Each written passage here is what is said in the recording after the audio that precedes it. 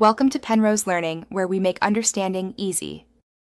You start by identifying where the 502 originates: your browser alone, the Edge CDN, the reverse proxy, or the upstream app. Open the latest error logs and scan timestamps matching the failure. Once done, check system metrics, CPU, memory, and connection counts, because resource exhaustion often causes bad gateway errors. Now restart the reverse proxy first, then the web server, then the application server. This sequence preserves connections and lets you observe which tier fails next. Next, trace the full request path. Read proxy and upstream logs to see response codes and timing.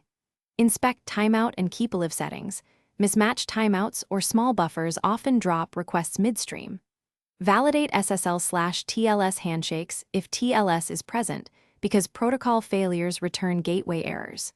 Use curl to reproduce the request, include real headers and host, and call health endpoints on the upstream service. If you find slow responses, profile the app, check DB latency, and scale or optimize. To complete the repair, apply targeted fixes, increase proxy timeouts, tune buffer sizes, patch the application bug, or add replicas to absorb load. Deploy changes as a canary to minimize risk and monitor the 502 rate and latency.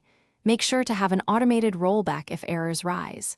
If problems persist, enable verbose logging for the culprit tier and redirect traffic to a failover instance or static maintenance page, so users see a clear message while you continue debugging. Thanks for watching. If this was helpful, leave a like and consider subscribing. See you next time.